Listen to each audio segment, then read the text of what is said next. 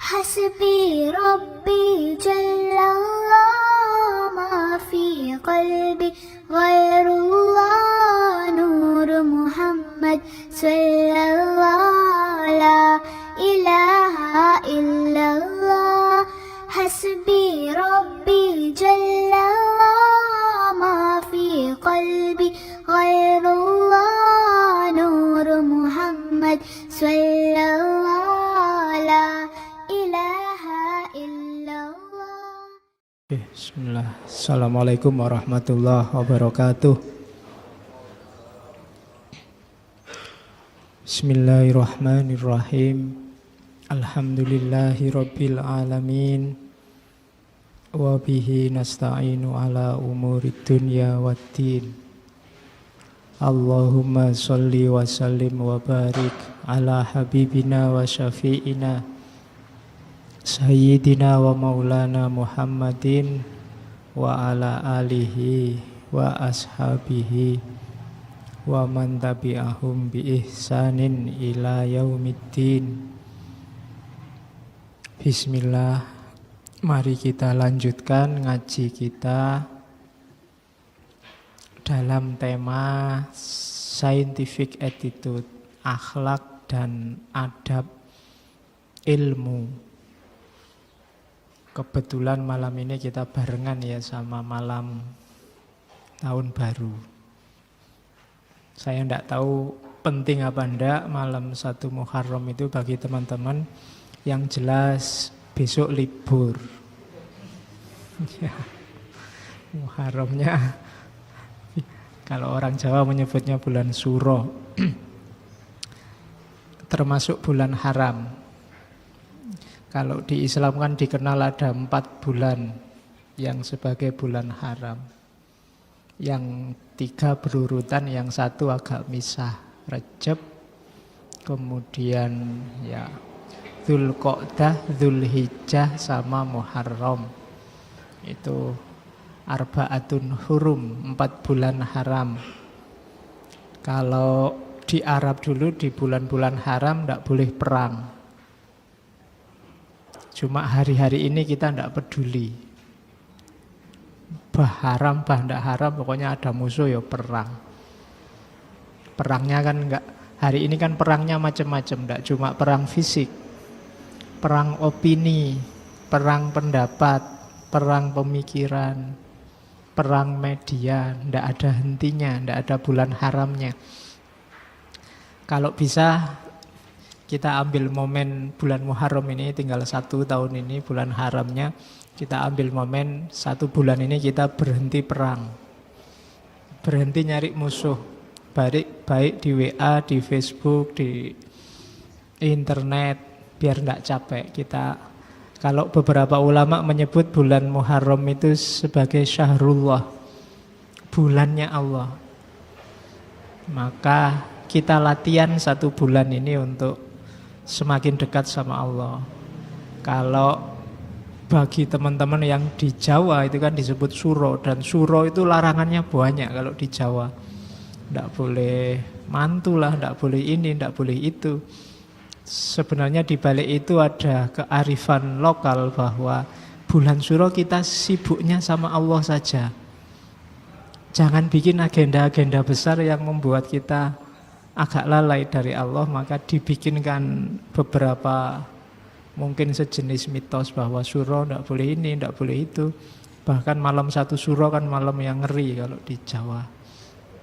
Ya, di filmnya banyak, tapi sebenarnya di situ ada hikmah bahwa 1 bulan ini kita fokusnya ke Allah saja, tidak fokus ke agenda-agenda besar yang lain. Nanti kalau sudah, kita mulai lagi. Itu di antara nilainya itu. Maka malam ini kita awali tahun baru dengan hidayah yang baru. Kita cari hidayah di hari pertama, bidayatul hidayah. Jadi awal dari hidayah. Yang nulis tokoh yang mungkin di ngaji ini paling sering kita angkat, Imam Ghazali. Ini sang hujatul Islam. Bahkan mungkin akan sangat banyak nanti tema-tema yang saya sisipkan Ghazali, karena memang beliau ini secara intelektual luar biasa. Tidak cuma diakui di timur, tapi juga di barat. Bahkan nggak cuma di dunia, tapi juga di akhirat. Kalau ada di Jami'u Karomatil Aulia itu ada Imam Asyazili cerita satu ketika dia mimpi. Jadi melihat Nabi Muhammad bersama Nabi Isa, bersama Nabi Musa. Nabi Muhammad ini sama Ghazali. Terus Nabi Muhammad pamer, di antara umatmu Nabi Musa, Nabi Isa, ada nggak yang sehebat Ghazali ini? Jawabannya Nabi Musa sama Nabi Isa, enggak ada. Karena memang luar biasa, Imam Ghazali itu usianya hanya sampai 53 tahun, tapi beliau karyanya 450 lebih. Itu kalau dikuruskan sama hari-hari beliau hidup mungkin ya bisa 1 bulan 1 buku itu. Jadi 450 karya, bandingkan sama kita bikin makalah 1 aja sak semester enggak dadi-dadi. Itu tiap bulan bikin tulisan 1. Dan kebesarannya diakui di mana-mana. Nanti beberapa kali saya sudah menyebut riwayat hidupnya, saya tidak akan ngulang lagi bagaimana beliau lahirnya 1058, nanti meninggalnya 1111 dan seterusnya, itu sudah ada. Dan karya-karyanya juga beredar di kita dengan sangat banyak. Bagi yang pernah mondok pasti 1-2 pernah ketemu karyanya Imam Ghazali. Yang paling masterpiece kan Ihya. Nah, Bidayatul Hidayah ini ada yang bilang semacam muqaddimah sebelum Ihya. Jadi sebelum masuk ke Ihya ada baiknya sudah jalan di Bidayatul Hidayah. Kalau belum ya diulangi lagi dari awal, dari Bidayah. Karena di Ihya sudah agak dalam, di Bidayah ini agak simpel. Jadi semacam petunjuk praktis bagi mereka yang ingin jalan di jalan Allah. Makanya judulnya Bidayah. Awal, permulaan dari datangnya hidayah. Hidayah itu biasanya kalau dalam pidato disandingkan sama taufik. 2 hal yang berbeda, taufik sama hidayah. Kalau taufik cowok, kalau hidayah cewek. Ya. Kalau hidayah itu petunjuk. Hidayah itu kalau dalam filsafat, orang dapat hidayah itu mirip orang yang mendapat pencerahan. Jadi tiba-tiba matanya terbuka akan kebenaran, itu berarti dia dapat hidayah. Setelah selama ini mungkin kamu tiap hari baca Quran tapi belum dapat hidayah. Belum kelihatan mana yang benar, mana yang tidak. Makanya setiap kali baca Fatihah kan ada kalimat ihdinas siratal mustaqim, beri aku ya Allah hidayah untuk tampak jalan yang lurus. Jalannya sudah banyak sebenarnya yang lurus. Di Quran ada, kalau kita cerdas membaca ayat-ayat Allah di mana-mana ada. Tapi keterbukaan yang pengetahuan plus kesadaran yang kita sebut pencerahan itu butuh namanya hidayah. Jadi ilmu kita mungkin sudah banyak tapi belum dapat hidayah. Banyak orang tahu kalau bikin berita bohong itu keliru, tapi jarang yang dapat hidayah untuk sadar tidak bikin berita bohong. Itu hubungannya sama hidayah. Jadi orang pintar banyak tapi yang dapat hidayah tidak banyak. Maka kita terus minta hidayah. Itu namanya hidayah. Jadi beda. Kalau taufik itu dari wafaqo, jadi kesesuaian. Taufik itu kalau kita minta taufik pada Allah, berarti kita minta agar yang kita inginkan itu cocok sama keinginannya Allah. Itu namanya taufik. Kita memohon, ya Allah beri aku taufik dan hidayahmu, berarti beri aku pencerahan dan buat keinginan dalam diriku, buat yang aku lakukan itu cocok sama keinginanmu. Itu taufik sama hidayah. Kalau dua-duanya masih berat, kita minta inayah. Nah, inayah itu pertolongan. Ya Allah, susah saya membaca, mengikuti hidayahmu, susah menyelaraskan keinginanku sama keinginanmu, maka aku minta inayah. Kok masih berat juga ya Allah, ya ini cuma yang bisa saya lakukan, tidak bisa sedalam itu, karena itu aku minta ridhomu. Makanya billahi taufik wal hidayah war ridho wal inayah. Jadi kalau mungkin Allah sudah ngasih hidayah, kita sudah berusaha dapat taufik agar yang kita lakukan sesuai dengan maunya Allah, tapi kok masih belum sempurna, masih banyak kelirunya, ya kita minta ridhonya Allah. Semoga engkau meridhoi kemampuanku hanya segini ya Allah. Nah, kalau sudah melakukan semua masih belum sempurna, keliru-kelirunya banyak. Kalau tadi di awal kita minta inayah, sekarang kalau sudah selesai perbuatanmu, semoga Allah ridho dan kita dapat syafa'ah. Syafa'ah itu pertolongan belakangan. Sebenarnya hasil kerja ujianmu jelek, cuma dosennya kasihan terus dikasih syafaat. Nah, kalau dosen sebelum ujian ngasih, Pak Mbok dikasih kisi-kisi soalnya apa, itu inayah. Kalau jawabanmu cocok sama maunya dosen, itu taufik. Kalau sebelum ujian kamu paham semua yang diajarkan, siap saya, berarti kamu dapat hidayah kan itu. Oke, gampang-gampangannya itu. Jadi bidayatul hidayah berarti kita rintis jalan agar dapat hidayah, agar kita ketemu dengan pencerahan, agar enggak cuma ilmu tapi juga ada kesadaran di sana. Itulah bidayatul hidayah. Bentuknya tipis, enggak tebal. Kitab Bidayatul Hidayah itu paling sekitar, kalau versi cetak 90-an halaman. Terjemahannya banyak. Jadi enggak boleh alasan, Pak bahasa Arab saya enggak ngerti, terjemahannya banyak. Dan gaya bahasanya mudah karena modelnya risalah. Yang berat itu menjalankannya. Kalau cuma membaca dan paham, kamu enggak harus ngaji, pasti bisa langsung paham. Cuma malam ini kita coba telaah sedikit apa sih maunya beliau sang Hujatul Islam dalam Bidayatul Hidayah. Risalah ini ditulis kalau di bagian pengantar pada kolega beliau yang disebut Al-Imam Az-Zahid. Dari namanya kelihatan bahwa ini gelar dari seorang sufi. Jadi para ulama zaman dulu itu rajin bertukar ilmu, bertukar risalah, saling minta dinasehati. Jadi karena mereka merasa ada orang lain ilmunya lebih banyak, jangan-jangan yang saya ketahui masih sedikit, yang lain jangan-jangan lebih banyak, maka selalu minta nasihat.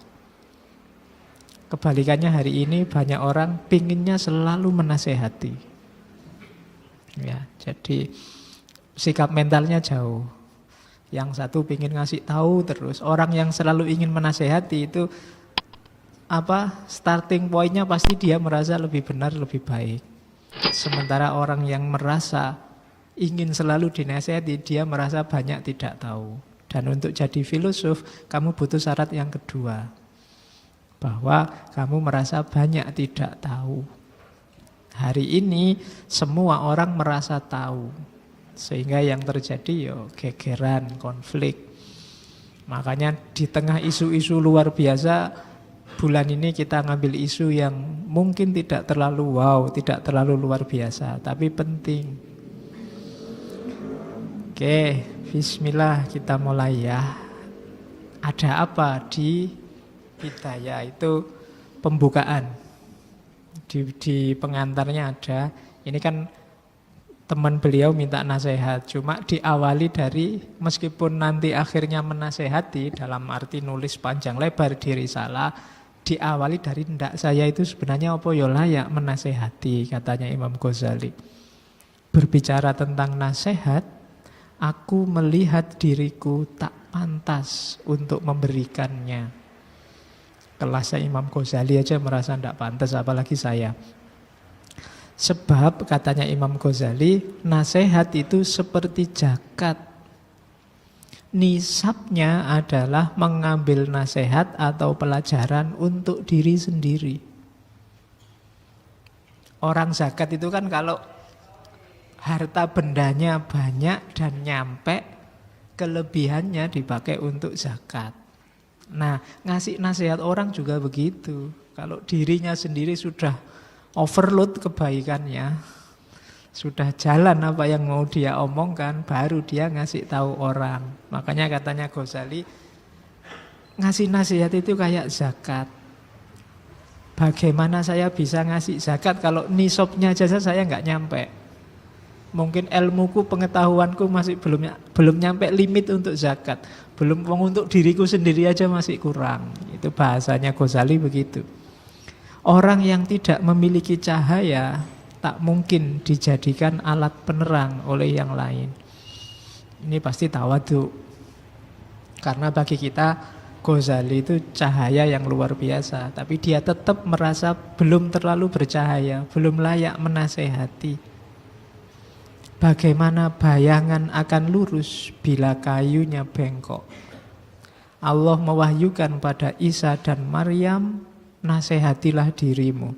Jika engkau telah mengambil nasihat, maka nasehatilah orang lain. Jika tidak, malulah kepadaku. Itu katanya Allah pada Nabi Isa. Jadi yang suka menasehati, kalau dirinya sendiri belum begitu, apa ya ndak malu, kan itu maunya Imam Ghazali. Nanti jangan-jangan malah bikin malu saya nasihat. Teorinya sih aku ngerti mungkin, tapi kan belum saya kasihkan untuk diriku sendiri, belum layak untuk ngasih orang lain. Itu gaya tawaduknya para ulama zaman dulu. Jadi bayangkan orang seperti Ghazali yang nulis ratusan buku, beliau tidak merasa bahwa saya layak bikin madhab sendiri atau bikin aliran sendiri. Ghazali kan dikenal kalau secara teologi beliau Asy'arian, secara fikih beliau Syafi'i. Padahal kalau mau mungkin dia bisa bikin aliran sendiri. Dia bisa baca Quran hadis sendiri, pasti sangat bisa. Tapi toh begitu beliau mengikuti madhab, mengikuti Asy'ari, mengikuti Syafi'i. Jadi bagi yang tidak terlalu suka dengan madhab, imam-imam besar, tokoh-tokoh besar itu hampir semua punya madhab. Kayak Ghazali ini, bahkan ada Imam Suyuti. Imam Suyuti itu umurnya beliau paling sekitar sampai 60, tapi menulis 720-an sekian kitab. Imam Suyuti, Jalaluddin Suyuti. Jadi sampai tidak sempat nikah, nulis buku terus. Itu kalau anggap aja umurnya 60, 720-an dibagi 60 sekitar berapa ya? 1 tahun berapa buku itu? Tinggal kamu bagi. Kalau umurnya 60 hasilnya ya sekitar 12-an buku 1 tahun. 12 buku 1 tahun berarti 1 bulan 1 buku. Itu kalau begitu lahir nulis buku loh ya. Ya. Jadi toh begitu beliau bermadhab Syafi'i. Kalau mau beliau bisa jadi mungkin madhab sendiri. Beliau termasuk bisa, kalau dalam fikih mungkin termasuk mujtahid yang mutlak, mustakil. Dia bisa memutuskan hukum sendiri. Toh begitu beliau ikut madhab Imam Syafi'i. Itu antara lain menunjukkan bahwa masih banyak mungkin orang lain yang lebih pintar dari saya, dari ketawaduannya. Kalau mau mungkin beliau saya bisa kembali sendiri pada Quran dan Sunnah, mungkin bisa begitu. Tapi kan enggak, beliau lebih mengikuti Imam Syafi'i. Itu karena ketawaduan. Oke, terus.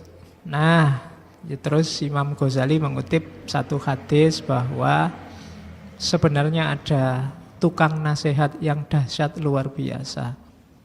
Yang pertama ada bunyinya, yang kedua diam. Yang pertama Al-Quran, yang kedua adalah maut, mati. Kalau Al-Quran butuh ilmu, karena dia bentuknya teks, butuh ilmu yang berhubungan dengan teks bahasa. Kalau mati butuh kearifan, butuh kesadaran. Nasihat paling puncak itu kematian. Kalau ada orang seperti apapun kejahatannya, asal dia ingat mati dan sadar bahwa sejago apapun dia, sedahsyat apapun dia, ujungnya pasti mati, itu biasanya bisa diredam. Bisa menghalangi orang untuk melanjutkan kiprah dosanya. Tetapi banyak orang yang kematian tidak bisa memberi nasihat. Banyak orang yang Al-Quran tidak bisa menggerakkan hatinya. Sekarang kamu dengar berita kematian kan biasa-biasa saja. Kalau masjid mengumumkan inna lillahi wa inna ilaihi roji'un, kamu kan tidak ada kerentek apa-apa, cuma dengerin sopo ya, Anda kenal sudah, gitu kan gitu. Pokoknya kamu cuma nunggu kenal apa enggak gitu, kan enggak kenal ya wes gitu. Padahal itu sebenarnya peringatan luar biasa, itu nasihat yang luar biasa. Seperti apapun kondisimu saat ini, kalau sedang senang ya jangan terlalu senang-senang, kalau sedang sumpek jangan terlalu larut dengan kesedihan. Karena apapun situasimu, ujungnya pasti innalillahi wa inna ilaihi roji'un. Dan itu ndak ada aba-aba waktunya kapan. Ndak harus nunggu tua. Mungkin yang muda hari-hari ini lebih banyak. Yang tua, yang sakit lama malah ndak meninggal-meninggal, yang tidak sakit tiba-tiba meninggal juga banyak. Itu kan nasihat-nasihat yang luar biasa. Jadi ada nasihat yang berbunyi, ada nasihat yang diam. Nasihat yang bunyi itu Al-Quran, nasihat yang diam itu maut. Nah, itu pengantarnya Ghazali sebelum dia masuk ke materi Bidayatul Hidayah. Dan Bidayatul Hidayah itu ditujukan untuk level orang-orang seperti kita, para pemula yang berniat menempuh jalan. Jadi isinya tidak terlalu berat secara teori, simple dan praktis. Oke, kita lihat ya. Bismillah. Ini baru kontennya. Ya tetap gayanya kayak minggu-minggu sebelumnya. Saya tidak akan nulis semua, saya potong-potong beberapa. Pertimbangannya apa ya, sak minatku saja. Oke, karena kalau minat full kalian harus baca sendiri langsung. Katanya Ghazali, ketahuilah wahai manusia yang ingin mendapat curahan ilmu, yang betul-betul berharap dan sangat haus kepada ilmu, bahwa jika engkau menuntut ilmu guna bersaing, berbangga, mengalahkan teman sejawat, meraih simpati orang, atau yang sifatnya keduniaan, kalau cari ilmumu tujuannya salah satu dengan ini atau dekat-dekat dengan ini, pingin merasa besar, pingin merasa terkenal, pingin masuk TV, pingin dapat imbalan, atau pingin keren yang sejenis itu, maka sesungguhnya engkau sedang berusaha menghancurkan agamamu, membinasakan dirimu, dan menjual akhirat dengan dunia. Eman-eman ilmumu kalau terminalnya hanya dunia. Dan kalau kamu memang tujuannya itu tadi semua, titik-titik itu berarti beberapa saya loncati karena uraian, kamu juga sedang menistakan gurumu. Kenapa? Karena itu berarti gurumu telah membantumu dalam berbuat maksiat serta menjadi sekutumu dalam kerugian tersebut. Gurumu seperti orang yang menjual pedang bagi perompak jalanan. Jadi kalau kamu jelek dengan senjata ilmumu, itu kamu tidak sedang menghinakan dirimu saja, tapi sedang menghinakan guru-gurumu juga. Karena ilmu itu berasal dari guru-gurumu. Jadi kalau hari ini kamu sudah pinter dan kepinteranmu engkau pakai untuk menipu orang, untuk menyusahkan orang, untuk memamerkan, menyombongkan dirimu, itu sama dengan kamu sedang menggunakan senjata dari gurumu. Maka kamu sedang melecehkannya, katanya Ghazali. Jadi yang pertama, ayo ditata niatnya. Apa ndak boleh Pak memanfaatkan ilmu untuk dunia? Boleh, tapi dia bukan terminal terakhir. Itu biarkan saja, nanti efeknya jalan sendiri kok. Kalau kamu pinter, insya Allah kamu akan terkenal dan dikenal. Tapi jangan dijadikan tujuan. Kayak orang menempuh jalan sufi, mungkin kamu sedikit-sedikit dapat karomah. Tapi jangan terpesona oleh itu dan jangan itu tujuannya. Kalau tujuanmu itu, kamu sedang melecehkan gurumu. Jadi jangan berhenti di situ. Oke, jadi niat awalnya ditata. Jika niat dan maksudmu dalam menuntut ilmu untuk mendapatkan hidayah, bukan sekedar mengetahui riwayah, maka bergembiralah. Mengetahui riwayat itu berhenti pada ilmu. Tidak ada kelanjutannya. Padahal setiap ilmu itu harusnya hidayah, menuntunmu semakin dekat pada Allah. Kalau hanya riwayah itu biasanya hanya untuk pamer, hanya untuk tujuan-tujuan keduniaan. Bukan jenis hidayah, tidak membuka matamu, tidak membuatmu tercerahkan. Sesungguhnya kalau memang yang kita cari hidayah, itulah nanti yang diisyaratkan oleh semua hadis kayak kemarin tentang keutamaan ilmu. Katanya Ghazali, sesungguhnya para malaikat membentangkan sayapnya untukmu saat engkau berjalan, dan ikan-ikan di laut memintakan ampun bagimu manakala engkau berusaha. Tetapi katanya Ghazali, engkau harus tahu sebelumnya bahwa hidayah merupakan buah dari ilmu. Jadi prosesnya kita punya wawasan, punya ilmu, terus ilmu ini jadi hidayah atau tidak untuk hidup kita. Dia jadi petunjuk pencerahan kita, atau jangan-jangan ilmu ini bikin kita jauh dari Allah. Maka ilmu dulu baru hidayah. Jalannya harus lewat ilmu. Maka bidayatul hidayah itu salah satu cara bagaimana kita mengelola ilmu kita, pengetahuan kita agar jadi jalan untuk semakin dekat dengan Allah. Oleh karena itu katanya Ghazali, di sini aku tunjukkan padamu permulaan dari sebuah hidayah agar engkau bisa mencoba dirimu dan menguji hatimu. Jadi bacalah kitab ini katanya Ghazali, terus coba kamu uji dirimu. Bisa enggak menjalankan yang tertulis di kitab ini? Jadi ujiannya itu katanya Ghazali. Hidayah itu memiliki permulaan dan akhir. Ada aspek lahir, ada aspek batin. Untuk mencapai titik akhir tersebut, permulaannya harus tersusun rapi. Begitu pula untuk menyingkap aspek batinnya harus diketahui terlebih dahulu aspek lahirnya. Jadi hidayah itu tidak akan datang tiba-tiba, harus diusahakan. Kita berusaha untuk jadi orang yang mengalami pencerahan. Dan caranya tidak bisa ngawur, ada prosesnya. Dari awal sampai tujuan, dari lahir sampai batin. Lahir itu berarti pedoman-pedoman syariat yang lahir dan batin. Kalau syariatnya tidak beres, ya batinnya tidak mungkin beres. Jadi awalnya itu.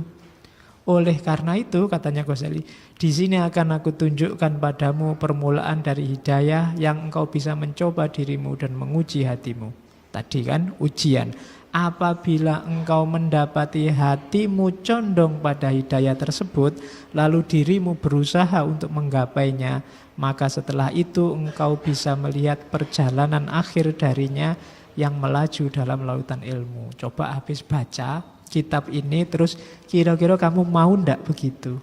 Menjalankan sarannya Ghazali, mau nggak katanya Ghazali? Kalau mau, Ghazali mengucapkan selamat, nikmatilah surfing di dunia ilmu dan mendapatkan pencerahan. Kalau tidak, jika engkau mendapati hatimu berat dan lengah dalam mengamalkan apa yang menjadi konsekuensinya, ketahuilah bahwa jiwa yang mendorongmu untuk menuntut ilmu tersebut adalah jiwa nafas al-ammaro bisu. nafsu yang menyuruh pada kejelekan. Jadi ini nanti banyak sekali nasihat-nasihat. Jajal ditanya ke dirimu, mau jalan enggak? Kayak syaratnya Ghazali. Kalau mau, katanya Ghazali, selamat berjalan di dunia hidayah. Kalau tidak, berarti kamu masih dikuasai oleh nafs al-ammarah bisu, nafsu yang menggiring pada kejelekan. Kalau niatnya tidak Allah, tidak untuk mencari hidayah dari Allah, kemungkinan besar kita akan finalnya hanya ada di dunia. Ilmu kita tidak ngefek ke akhirat. Oke, terus. Nah, rumusnya ini hadisnya Nabi. Man istada ilman walam yasdad hudan lam yasdad minallahi illa bu'da. Barang siapa ilmunya tambah tapi hidayahnya enggak tambah-tambah. Hidayah enggak tambah itu berarti tidak semakin sadar, tidak semakin tercerahkan, perilakunya tidak semakin membaik, semakin jadi beban masyarakat, beban sejarah. Itu alamat dia lam yazdad minallahi illa bu'da. Tidak nambah apa-apa dalam hubungannya dengan Allah kecuali semakin jauh. Jadi ilmumu justru jadi alat engkau semakin jauh dari Allah. Kenapa? Ilmumu tidak menyadarkan. Ilmumu bentuknya bukan hidayah, bukan pencerahan yang membuat kualitas hidupmu semakin baik, semakin baik. Ya kamu sendiri yang tahu. Makanya tadi di awal Ghazali, coba dilihat dirimu sendiri. Bisa ndak masuk ke sini? Bisa ndak wawasanmu tambah, kedekatanmu sama Allah juga tambah. Jadi setiap ada wawasan baru, semakin kamu sadar betapa dirimu kecil, betapa kuasanya Allah, betapa luar biasanya Allah. Itu berarti semakin dekat, semakin tercerahkan. Tapi kalau tambahnya ilmu, ndak tambah perilakumu, nambah ilmu bikin orang lain tambah sumpek karena ngomongnya tambah ruwet-ruwet, jelimet. Kemudian dirinya sendiri juga tambah kacau, ndak karu-karuan. Tambah ilmu, sholatnya tambah cowopet. Kemudian, ya kan sering begitu. Dulu waktu masih di pondok, masih S1, masih aliyah itu ngajinya rajin. Sekarang ilmunya tambah, ngajinya semakin sedikit. Dulu waktu Ramadan bisa khatam 3 kali, sekarang sekali aja pontang-panting. Alasannya apa? Kan tidak wajib, yang penting kan tidak cuma dibaca Pak, dihayati dan diamalkan. Apalagi dihayati, diamalkan, wong baca aja ndak. Itu cukup Al-Ikhlas 3 kali. Ya alhamdulillah, berarti kamu semakin pinter. Semakin tidak dekat sama Allah berarti ilmumu tidak transformasi jadi hidayah. Dan ini tidak cuma ilmu agama loh. Kamu belajar filsafat barat pun bisa jadi pencerahan tersendiri, hidayah tersendiri. Kamu belajar matematika pun bisa juga jadi hidayah. Nanti kan ada teori-teori matematika tertentu yang membuat kita sadar, wah, misalnya tak terbatas, Allah itu tak terbatas. Kita ngerti konsep tak terbatas mungkin dari matematika. Karena di matematika kan ada angka sekian tak terbatas, 0 dibagi berapa tak terbatas, itu matematika. Oke, jadi rumusnya man izdada ilman walam yasdad hudan lam yasdad minallahi illa bu'dan. Kalau ilmumu tidak transformasi jadi hidayah, maka ilmu hanya akan membuatmu semakin jauh dari Allah, semakin mungkin karena merasa pintar, merasa sombong, merasa yang lain salah semua kecuali saya, mungkin begitu, dan itu pasti bikin kita jauh dari Allah. Oke, terus pencari ilmu ada 3 jenis. Saya tidak tahu kita ada di mana. Hasbi Rabbi Jallallah ma fi qalbi ghairullah Nur Muhammad sallallahu la ilaha illallah